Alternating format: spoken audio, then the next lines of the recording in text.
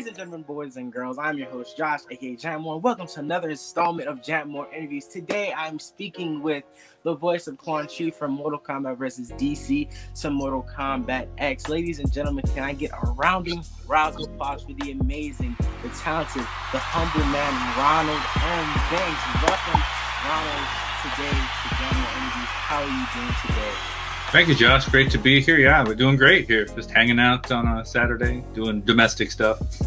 Before I ask any of the questions or say what I'm about to say, really just real quick off the bat, I'd like to say thank you so much. It really is an honor and a privilege to be able to have you on this platform and being able to talk to you, especially during Mortal Kombat March, where there's a ton of Mortal Kombat people trying to get on. It's really such an honor to be speaking to one of my favorite villains in the franchise, and you're one of the best voice actors that portrays him. So, well, not one of the best in my opinion. So thank you so much. You're very, very kind, and it's an honor to be here with you. A couple things, a cool thing I found out about you while I was researching some topics to talk about is that you're a nurse. I had no idea that you were. So talk about how you got into that field. Right out of high school, I became a medical assistant, and then I became a nurse. And it's interesting, I'm one of those people who didn't do a lot of acting or any of that kind of thing when I was a kid. And about 3 years into it, I got into nursing real young.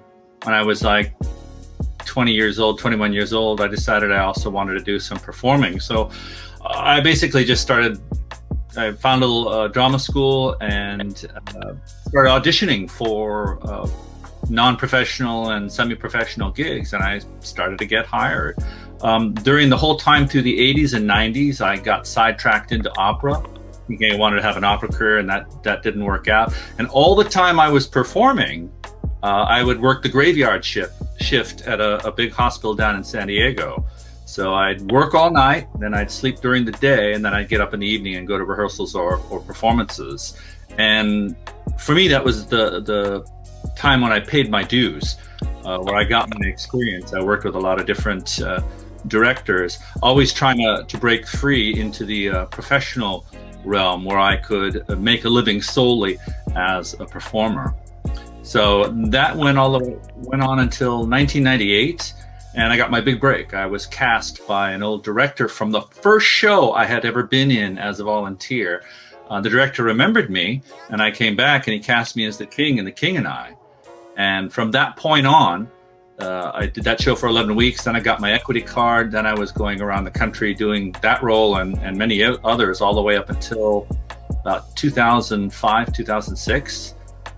Lots and lots of touring, which can be kind of a grind after a while. But again, working with great people, learning so much. During that time, I was able to not work as a nurse. Fast forward, after touring, and then I worked at Disneyland, Disney California Adventure. I was Jafar in the Aladdin show for 7 years. Yeah, it was one of the coolest gigs ever. But somebody in the cast said, "Hey, you got a nice voice. Why don't you try voiceover?" And so I started looking into that, and we can come back to that. But after I retired from Disney in 2017, I had family needs. My parents are getting older, and you know how it is when you're working in performance. The paychecks don't always come. It's hard to get medical insurance, and so I thought, well, I'm still a nurse. Why don't I go back to that? And I did that. So I work in home care now, 5 days a week, and in my spare time, care for my wife and my in-laws. And whenever I can, my agencies, both Stars and Vox, send me stuff to audition. So if you're going to have a takeaway from this, anybody who's out there and you're thinking of doing voiceover or an actor, anything performing, always have a day job. And I was very, very blessed, very lucky to have a very high-paying, consistent day job that is always in need. Another one, though, that works well is, I know a lot of people are waiters. Until recently, that was a great way to make a living. And we will get back to that. I think we're rounding the corner here. It's a much more hopeful time for people in performing arts and service industries like restaurants and bars and things like that. So that's the elephant in the room. Sorry, but it is what it is right now.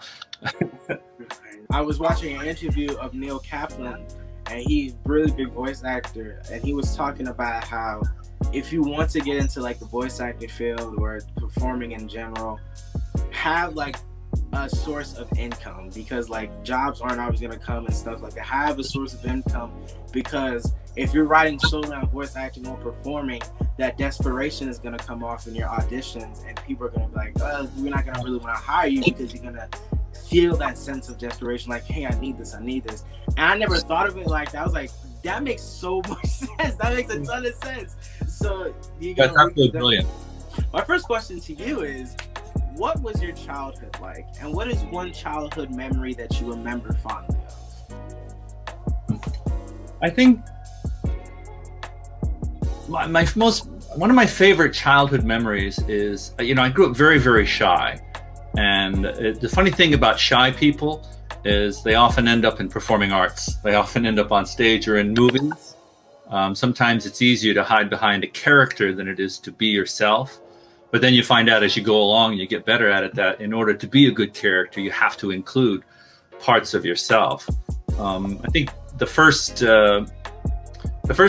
my fondest childhood memory was from a teacher in the 5th grade who doted on me.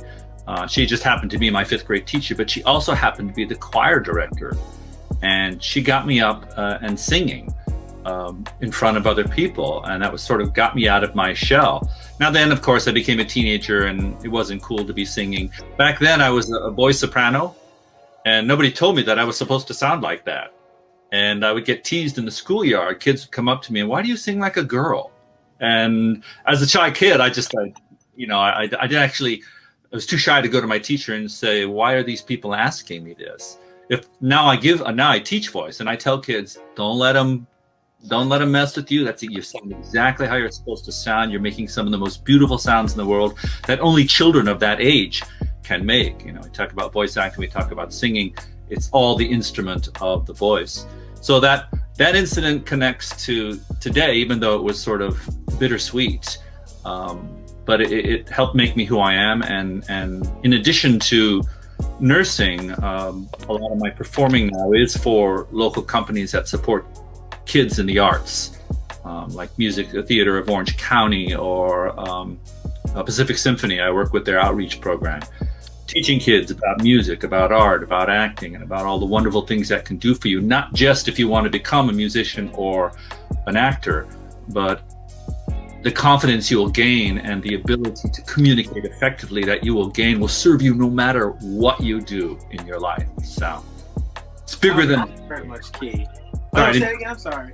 Sorry, I didn't mean to get all metaphysical on you there, but... Oh, no, I love it. I just love having these deep conversations and learning more. Yes, but confidence is very much a key in life, and just being very confident in your ability and what you do is just very, very much important. Because, I can't relate to, being that kid who was, getting teased on or bullied, or because I used to tap dance when I was a little kid. And if I could find, oh my gosh, I keep begging my mom to find my tap dancing photos and shoes or videos, because I remember I used to be in love with tap dancing. I remember one time where my head was hurting a little bit, and we had a major performance. I was like, no, I can't miss it. And then we just tried a bunch of medicine and stuff, and I did feel better on the way to the performance. But I went crazy because I just loved performing so much. And then I did musicals it's just a whole bunch of stuff. So, but yeah, I did get teased on stuff for that. They'd make fun of me for tap dancing, or why are you tap dancing? So I will say that it's very important to be confident in your ability and screw people who have an issue with it. But that's my defense on it. Well, they teach us important lessons, and one of the things that taught you and me as well is persistence and dedication and being true to ourselves. And I got to compliment you for what you do here. You send your interviews out all over the world because of the World Wide Web, and you display such confidence right now of someone so young. I didn't have that when I was your age. So if I had a half of the enthusiasm you have, I'd be even farther along than I am now. But our journey is our journey, and whatever we do is beautiful. So yes, I always stress that, even though sometimes I see what other people are doing, and I'm like, oh, well, I wish I was doing that. I always remember that everyone has their own separate path, and they get to where they are because that was destined for them. You know, you're always right where you are, even though it doesn't feel like it. You're always right where you're supposed to be, and stuff is gonna come and stuff is gonna happen. And I'm very big on just, you know, focusing on yourself, even though sometimes I myself find myself comparing and doing stuff like that, and that's not good either. Like comparison. I remember Steve Bloom, another huge voice actor, was talking about how comparison is a creativity killer, and that is very much true. If you're always comparing yourself to others, you're always going to be worried about the next thing and not focusing on building and making new stuff. But enough about all that. Yeah, it's very much true. In high school, what would you say you would be doing? Like, what was the average high school day for you? Because usually in high school, people usually find what they want to do in high school. If I'm correct, you know, some of my friends are taking aviation class right now because they want to be a pilot when they get older. So I really do believe high school is where you really find yourself and bloom into the person you're going to be, or just the seed of who you're going to be when you get older. It took me a while. A normal high school day was really pretty routine. I would go to school and then I would basically come home, and I didn't have a lot of outside activities. I wasn't in the band. I wasn't in sports.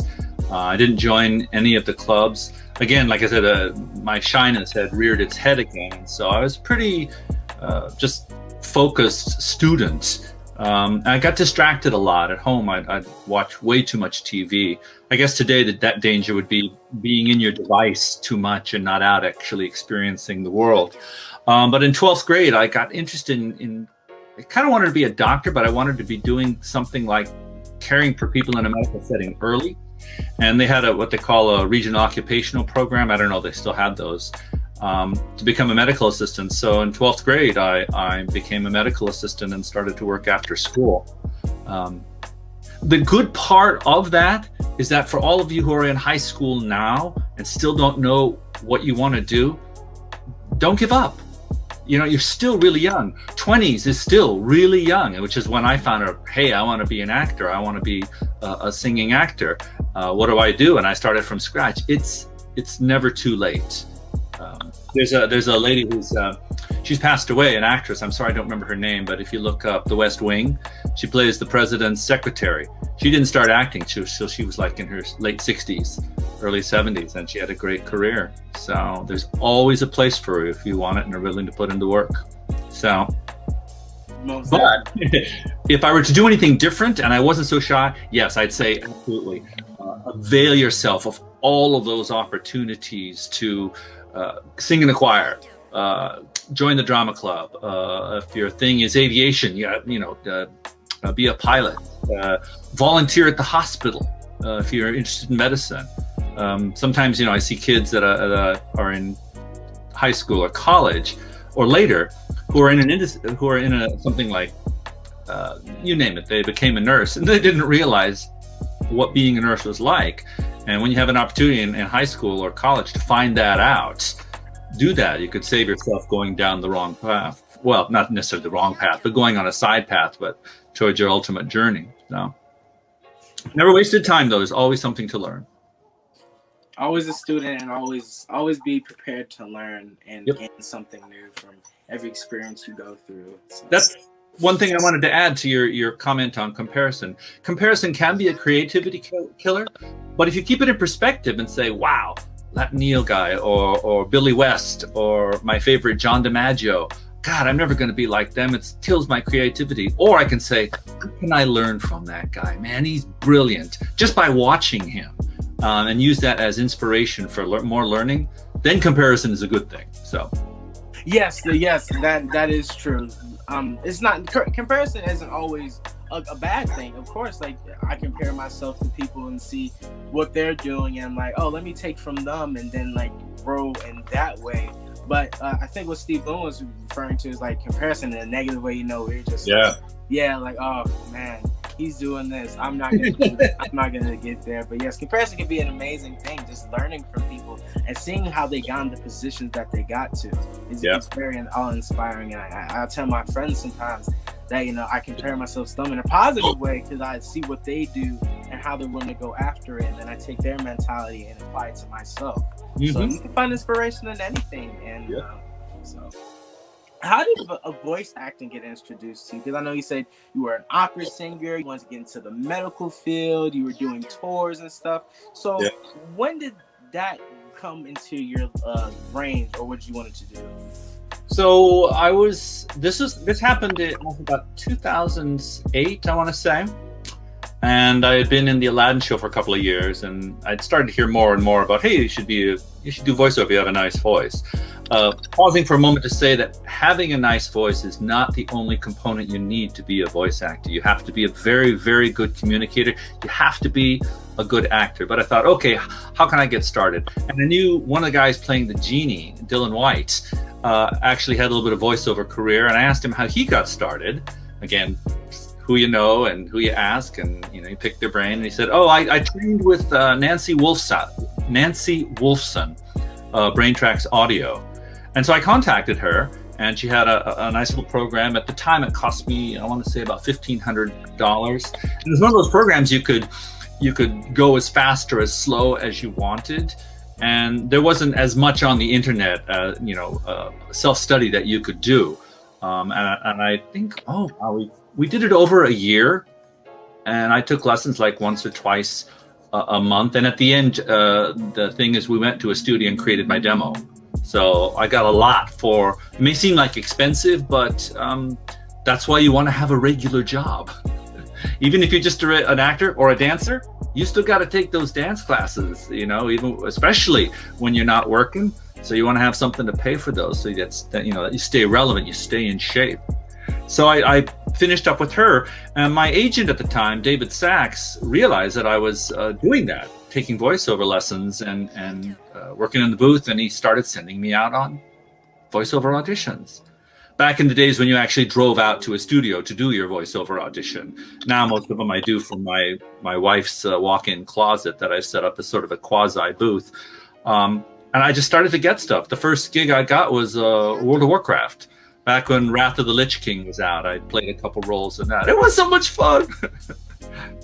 So, and then one thing led to another, and then all of a sudden I got a call out of the blue, and they wanted me to do this role in Mortal Kombat. And forgive me, high school kids, forgive me, gamers. I don't play Mortal Kombat. I played it once for another interviewer who, like you, interviewed me, and she actually brought her equipment over to my house and wanted to film me playing Quan Chi. So we played Quan Chi against another guy, and then we played Quan Chi against Quan Chi. It was hilarious. But from that point on, I was Quan Chi for a couple of three, as you mentioned, DC Universe 2011, and then X.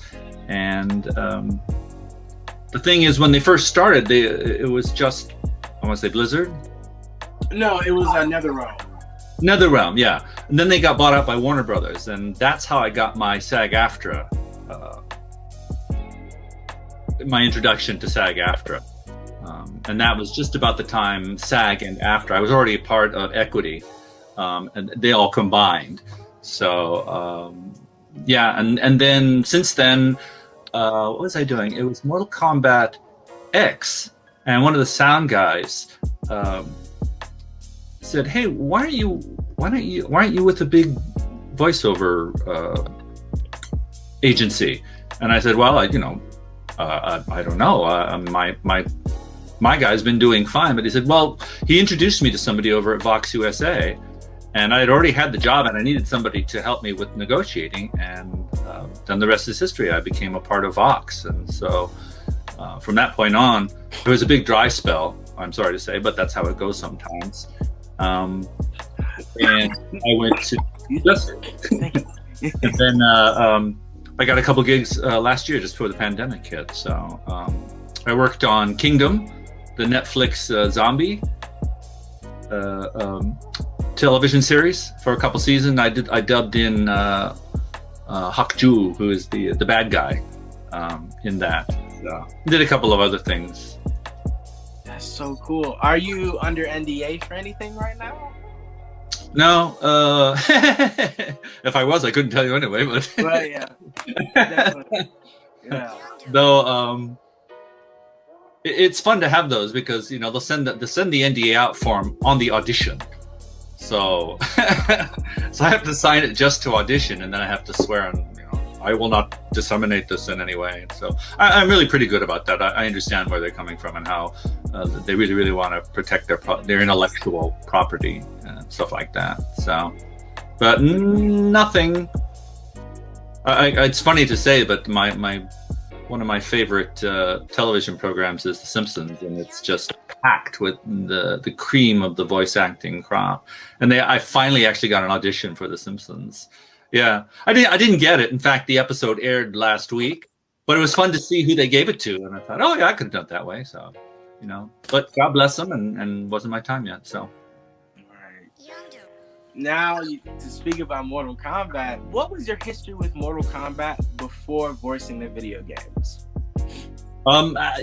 There are a lot of projects out there, and there's only one of each of us. And I'm sorry to say that I had a vague. It's funny how I actually knew about Mortal Kombat. I actually knew about Mortal Kombat through college, because Mortal Kombat was at the center of a free speech amendment, practically. Remember Mortal Kombat, and this is back in the days when the graphics were just kind of goofy, but they'd pull some guy's spine out. Anyway, it got out there that was too violent, and this violence was affecting our children, and people got sued, and it went all the way to the Supreme Court, and it's a landmark case involving Mortal Kombat that basically said that that's free speech, though I think it did lead to the teenager warnings that are on the boxes to let you know. And the thing is that when I did Mortal Kombat X, the kills were just when I played it, and one of the things Quan Chi would go through is he'd get his groin stepped on and smashed. That was one of the kills. And the funny thing is, I'm in the studio and I'm doing the sounds for that, but I have no idea what's happening. They're just saying, okay, pretend you're on fire, pretend someone kicks you in the nuts or something like that. And to finally see it realized, and it's so anatomically correct and visually and animation-wise beautiful that I could just see teenage boys rolling on the floor every time someone gets their lungs pulled out. Or Quan Chi had this familiar, this bat that could light people on fire. It's like, you remember him? Yeah. So it's funny that I even know about that. But yeah. Have you ever seen the movies? The ones that came out in like the late 90s? Only little pieces here and there. Again, I didn't really know much about Mortal Kombat, and I don't know how I missed those. I was a big Star Wars fan, so I was like, as bad as they were, I watched all the Star Wars movies through the 90s, so the early 2000s. So sorry, Star Wars fans. Sorry, I love them all. So. Yeah, some of the people are starting to come around to the 90s and the 2000s on the prequels. My favorite Star Wars movie of all time, to diverge a little bit, is Revenge of the Sith, where Anakin and Obi-Wan are going at it on Mustafar, where he becomes Darth Vader and the clones, and just I love the prequels, but maybe I feel like I grew up on them. I don't know. No, you're absolutely right, and that whole coming full circle as we watch Darth Vader reveal himself. George Lucas is very smart, and he's calling upon ancient myths that have been with us for the longest time, especially in regards to samurai and Japanese mythology. You can see that in Darth Vader's helmet and stuff. But it made a great big impact, and it really, to me, it kind of saved those three movies. That this is the moment we've been waiting for. Yes. What is the coolest thing about Quan Chi to you?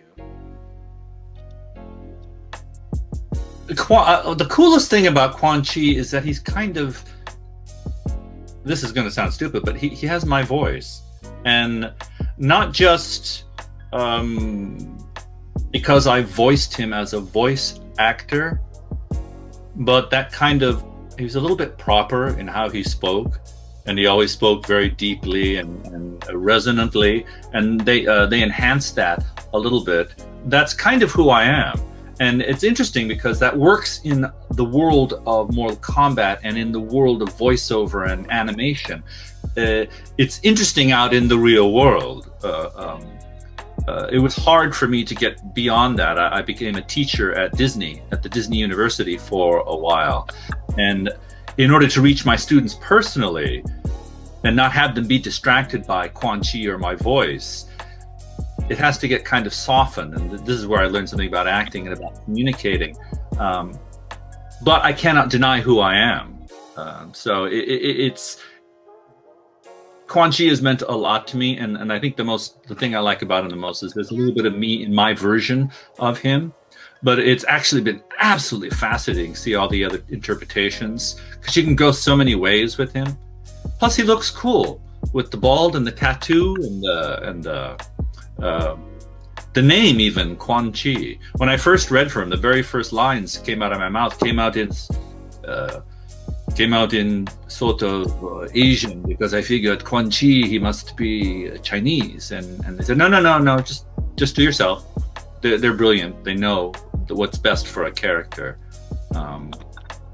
Did you work with Ed Boon? Yes. What was that like? That was one of the biggest games. I don't think he remembers me, and I think it was like the first time. But then from that point on, I believe the director worked with me, and I'm sorry I don't remember his name off the top. It's on the box. But Ed Boon he's like the godfather of the whole franchise, kind of a thing. So I think you know how it is in voiceover. You're never with people. It's always just you and the sound guy and the director. And sometimes not even that. There was, I think, Mortal Kombat X. It was me and the sound guy, and the director was in New York and so he was patched in. And this was before Source Connect, so they just patched him in. Oh, dang. Must have been ISDN.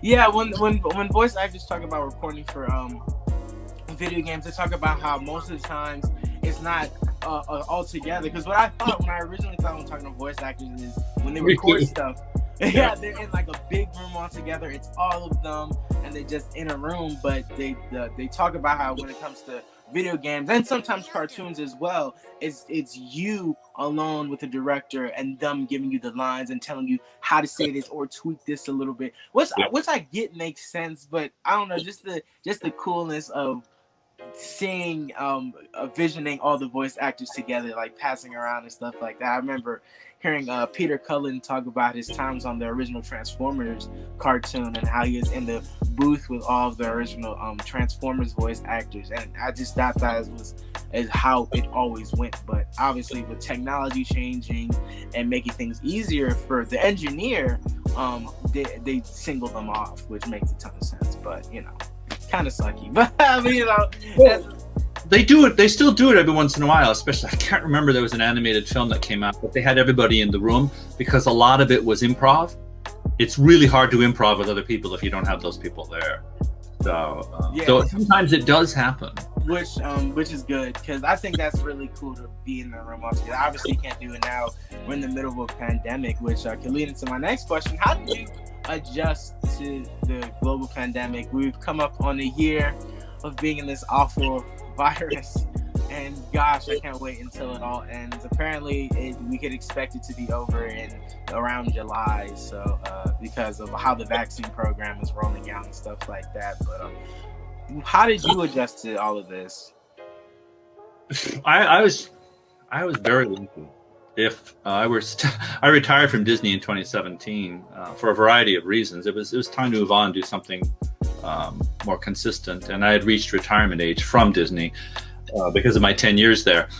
And when I went back to nursing, I'm just very grateful and very blessed to have been, my wife too, an essential worker, and that we were able to still continue working. However, yes, I understand. I was in the midst of writing and directing 2 different shows for Pacific Symphony, and those got put on hold. They very, very kindly paid me for my work so far as a writer, but they never got performed. So they're now in the future. But I just like to think of them as delayed. But I really, really feel for all of the musicians who were put out of work, and all of the people working in restaurants and all the other service industries, all my actor friends, all my friends at Disney. Again, locking down was basically, my wife and I are kind of homebodies. So I go to work, I come home, you know, I do my workout, my yoga, and do some singing sometimes. I used to have voice students for singing, but that has been put on hold. But you can always keep on working things like that. And so I used the time that was slow. I think I learned this from my mom. I was so shy, and there was a period when I was like 19 years old that I was lonely. And she said, well, this is the time that's been given to you to work on yourself. So what things can you do? So I built 2 computers so I could play video games. One for my wife and one for myself. So I've done more gaming than I have. And we actually got away from World of Warcraft. We went to a game called Divinity. Divinity, the most recent version of Divinity. It's an RPG game. It was suggested by my brother-in-law. And then lately, once I had the Shadowlands reboot, well, it's not a reboot, but expansion of World of Warcraft, we went to that. So I've been playing online. I hear like there's celebrities who have World of Warcraft characters that they play. But mostly it's just being of service as much as I can to my wife and to my in-laws. That was a big thing. I was trying to, my in-laws are in their 80s, and trying to keep them safe was a primary concern. So a lot of it was taken up by just maintaining a life and supporting other friends who are struggling. So that's good. I'm glad that that you've been doing your part in helping, and thank you so much for doing that. It's very It's very important now more than ever with everything going around us. Helping people out when you can, and just being there for people and checking up on everyone, and just really taking care of anyone. So that's really good, yeah. And I think that's one of the things we've learned as a society, as a people, even just around the world, that we can stay connected even when we have to be physically apart. And we need to thank technology for that. That I don't know where you are in the world right now, but that you and I can actually have a conversation in real time. But I look forward to getting back to actually meeting you and shaking your hand after we have a conversation. Hug goes a long way for communication. But hope's on the horizon. So yes, I'm really looking forward to this summer. But to go back to the voice acting, who are some big voice actors that you've met throughout the years? Who I've met? It's funny because this happened so long ago. But I was down in San Diego, and I got to meet June Foray. She is like, I can't even think of who I'd say today. Any one of a number of people on The Simpsons. I think she was on The Simpsons once, but she passed away just a couple of years ago. But she was one of the original voice artists who did Rocky the Squirrel. She did Witch Hazel for Warner Brothers. I got to meet her. She was doing a little talk down in La Jolla, which is a suburb of San Diego. And she was a tiny, tiny little. And you could say when she did Witch Hazel, she's the crazy witch that Bugs Bunny keeps getting chased by, who has all the hairpins flying out of her hair whenever she gets happy and and excited. That's really the only voice actor I've actually met, other than my friend Dylan White, who played the genie in Aladdin. So. Oh, wow. Okay. Obviously, the new movie is coming out in April. Have you seen anything for it?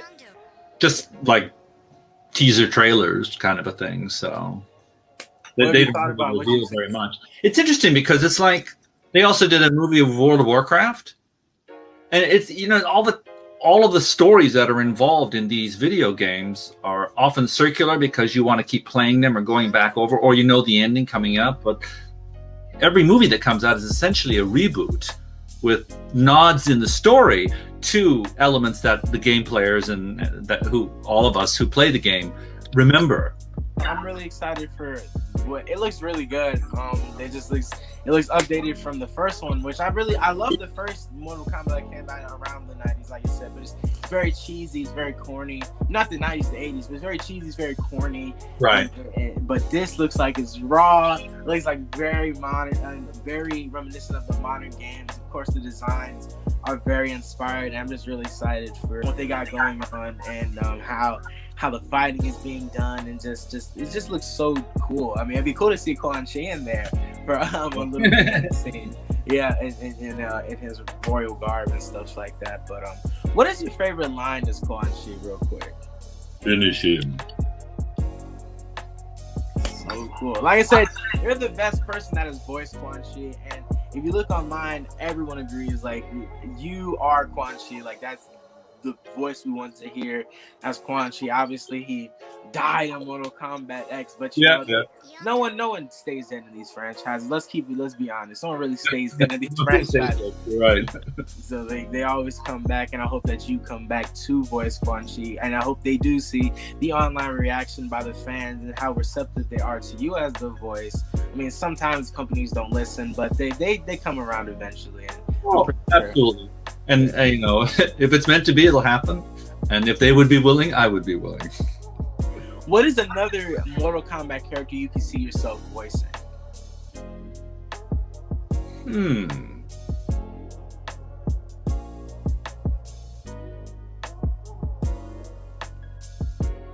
Sorry to take so long. Oh no, you're good. You're good. There's so many characters. There's so many characters, and I really like Quan Chi.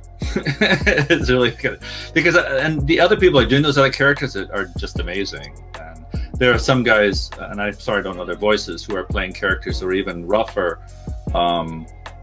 deeper, more resonant as their characters. That I admire greatly. That my voice, as I get older, is sort of going up a little bit. So the ability for me to do those voices anymore. But Quan Chi just fits kind of who I am, and that little bit, because he's a little bit elegant. I'm not really elegant. Certainly don't look elegant now, but you know, I grew up in a very formal classical setting with my voice and with my performing, and that comes through in Quan Chi. I'm not sure I could figure out another character like that. There are other Asian characters, and I do a lot of Asian voices. But again, I'm American, fourth generation here in the country, so my Asian is sort of a history as opposed to in my daily life, especially after my grandmother passed away. And that was back in 2001, so. My condolences for that. That's 2000 time. Have you noticed, right, how like fast time goes by? Like I don't know, like I've noticed how this is crazy and how like so much stuff happens around me that it's like time is like a weird concept. I don't know. I'm not about to have a whole conversation about time because that break my brain. But I'm like, yeah, this time is just a crazy thing. So, but. Sounds like you're living a very full life then, because time can seem to go fast when we have a purpose and a direction, and we are involved in taking the journey towards that direction. If nothing's happening, yeah, the time can seem to drag on. And by nothing happening, I mean I'm not growing today. I'm not being a little bit better than I was yesterday today. Yeah, then time can drag on. Absolutely. Like change. Yeah, I can completely agree with that. Would you be more open to doing more voice roles? Because when I looked at the voice roles you did, there isn't a ton there. Obviously, World of Warcraft and Mortal Kombat and Kingdom. But what is one franchise you would like a chance to voice in? Probably The Simpsons. And if it's video game, I'm not really sure. I'm kind of an open to anything kind of an actor, and my life has been more directed towards family and medicine lately. When I retire from that, I'd like to put myself more into doing things like investing in an actual performance studio that I could have in my house. I live on a very noisy street. It's here in Orange County in California. It's like, I don't know if you can hear it, but it's like drag racing out there. Oh, no, I can hear some of it in the background. Yeah, and I know you can take that out, but it's difficult in a performance situation if you're working with someone on Source Connect who's time is money kind of a thing, and my takes keep getting ruined. and again, my life has taken a different focus, but once I have some more time, just to get back and doing it, more consistently would be fun. I've been sort of studying up a little bit on books on tape. I like to read. That's another, shall we say, a path for using your voice to perform, to communicate, and hopefully to be recompensed by it. Though, you can get, for your viewers who don't know, you can already do that if you want to read books for the blind. They will happily take any volunteer, and it's a great way to work on the craft of using your voice to bring the author's words to life. So. Wow, I didn't know that. I didn't even know that. Oh, yeah. Look it up online and volunteer voiceover, and also the voiceover directory has connections to that. They're always looking for people, and sometimes it's not fun stuff. Sometimes you're reading textbooks, but think of the person you're helping on the other side there, and the fact that they're hearing your voice telling this blind person, how to about the history of their place of birth or something. Oh, it gives you goosebumps.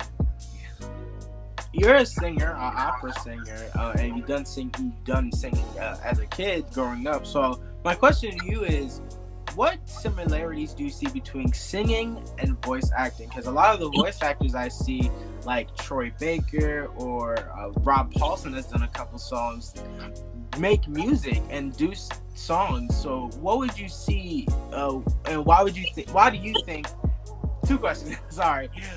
What similarities do you see between voice acting and singing, and why do you think voice actors gravitate towards music? Well, the connection between voice acting and singing, of course, is that we use our voice. I think why the voice actors are musicians as well is because we work, even as speakers, with rhythm and pitch. Where we put our voices, how we use our voices, and the rhythm that we speak in. And nothing is just a stream of words, because if you don't have pauses and what they call beats, the audience can't follow you. So the same thing happens in music, except it's a little bit more formalized, except in jazz, where it's very spontaneous and improvised. So using those two things together, I can see why a lot of voice actors are also musicians. And, I always tell kids, use all of your talents, broaden your horizons. You'll never know which one gets picked, and you'll more likely work if you have all these skill sets to fall back on. So maybe voice acting is a little bit in a slow period for you. Well, churches need singers all the time, every week. You can be working on your voice that way. If you have a band, hustling for gigs, getting out there and performing. That's one of the things I think also voice actors and singers have together. Singers are also actors.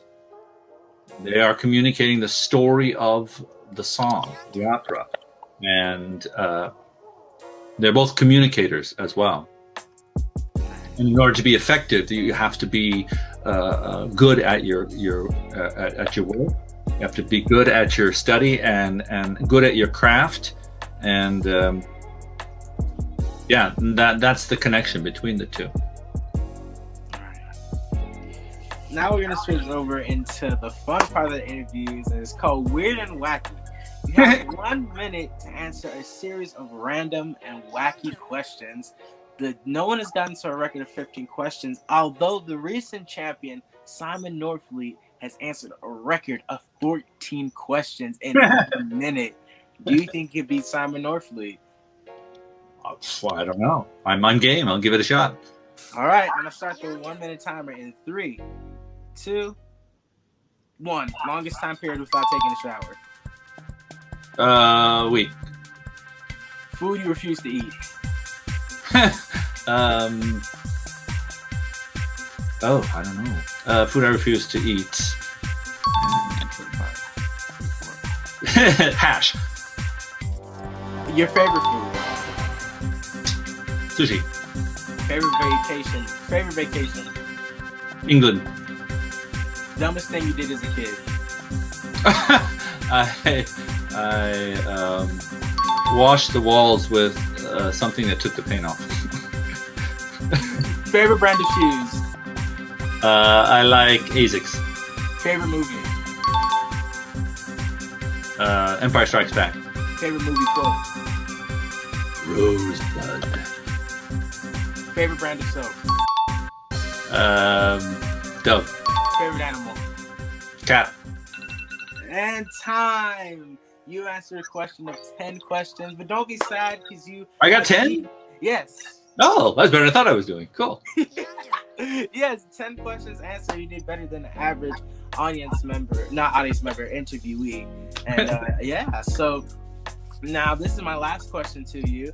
And before I ask you, I just like to say it's been such an honor to be able to speak to you. And thank you so much again for coming on. It's really been a fun time.